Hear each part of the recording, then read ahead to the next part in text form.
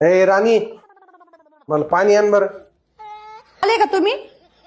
नुसतं पाणीच घेऊन आली तू? तुला चहा पण सांगितलं होतं मी. बरं बरं बरं आणते बनवून, चहा पण बनवून आणते. जेवायला काय बनवलंय?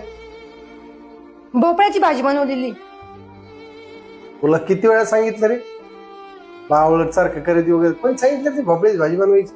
17 वेळा सांगितलं ना तुला मी, मला भोपळ्याची भाजी आवडत नाही म्हणून. दुसरं काहीतरी बनव ना. बरं बरं बनव. ऐका ना, मला ते बचत गटाचा हप्ता भरायचा होता, 1000 रुपये देता का? 1 रुपये कमायची अक्कल नाही आणि नुसतं पैसे मागायची मला. तुला काही अक्कल आहे का? बस ती इथं काही कामाला जावं लागत ना माणसाला. काही पैसे काय झाडायला लागलेली आहे का? उचललेली जीवन लावली टाळूला, मला पैसे दे, मला पैसे दे.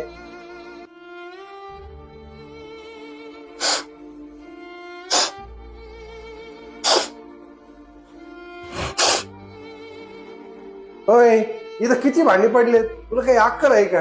एवढे भांडी पडले आणि तू नुसती बसली इथं. हा नाही, घासते घासते काय भांडेच घासते आणि तुम्हीसाठी नाही का भजे काढते मी.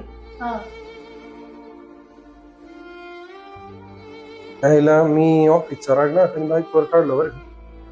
हा ना, ती पण मस्त करते ना घरासाठी.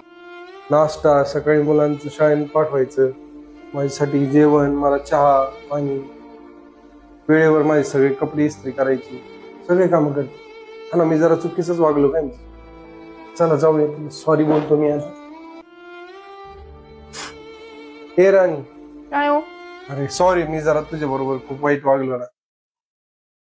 काही नाही मी तुम्हाला. जेवढं काम करतो तेवढंच काम तू पण करते घरासाठी.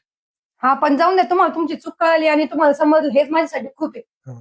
तुम्हाला काहीतरी बाहेर ऑफिसचं टेन्शन असतं त्याच्यामुळे तुम्ही तो राग माझ्यावर काढला. नाही मी तसं नाही करेल.